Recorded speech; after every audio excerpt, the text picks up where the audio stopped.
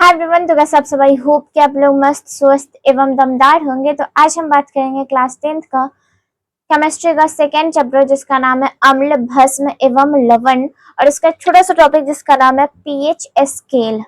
अब pH scale क्या होता है? तो ये एक ऐसा स्केल होता है जो कि क्या चीज में हेल्प करता है तुमको ये बताने में कि किसी को कोई भी विलयन अम्लीय है या फिर क्षारीय। मतलब सीधे समझिए कि पीएच स्केल एक ऐसा स्केल होता है जो कि हमारी मदद करती है क्या चीज करने में, तो किसी भी विलयन का बताने में, किसी भी विलयन को बताने में कि ये जो विलयन है वो अम्लीय है या फिर क्षारीय क्षारीय ठीक। अब पीएच का हम फुल फॉर्म जानते हैं, तो पीएच पहले पी फिर एच। पी मतलब होता है पोटेंस। क्या होता है? Potence. And H mean hydrogen ion. ठीक, आई मीन हाइड्रोजन। अगर पोटेंस का मतलब समझे तो होता है पावर। क्या होता है?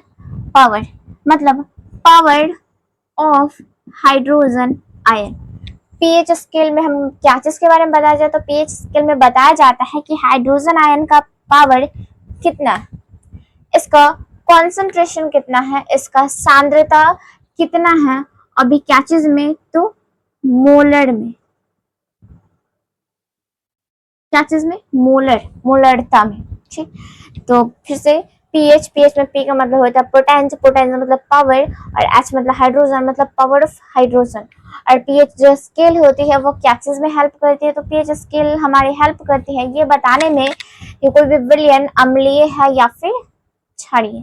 तो इसको हम पहले लिख लेते हैं, उसके बाद बहुत सारे पदार्थ का पीएच मान पता करेंगे, उसके अलावा पता करेंगे कि पीएच स्केल में क्या होता है, कहाँ से कहाँ तक होता है, उससे पहले हम लिख लेते हैं। पीएच स्केल क्या होता है? तो वैसा स्केल जो किसी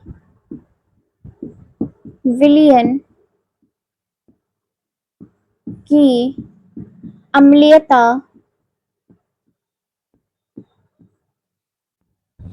व क्षारीयता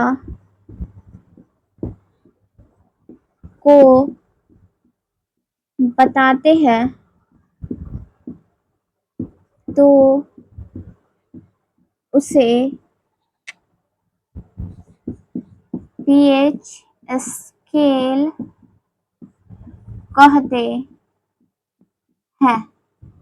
पीएच स्केल का फुल फॉर्म क्या होता है? तो पीएच मतलब पोटेंज of hydrogen, I mean power of hydrogen ion. Okay, power of hydrogen ion से दिखाई नहीं दे रहा है ना, power of hydrogen ion. Okay, और ये जो हाइड्रोजन आयन होता है वो क्या चीज में होता है? तो ये होता है मोलर में। क्या चीज में होता है? मोलर में। क्या चीज में? मोलर में। ठीक, अब हम जानते हैं पीएच स्केल के बारे में। तो पीएच स्केल में हम पहले बना लेते हैं, ऐसे कोई लाइन ड्रॉ करेंगे यहाँ से यहाँ तक। जो बीच में है वो बीच में क्या है? तो बीच में है 7, यहाँ पे 0 और यहाँ पे 14। ठीक, अगर जैसे इधर घूमेंगे तो एसिडिटी बढ़ेगी।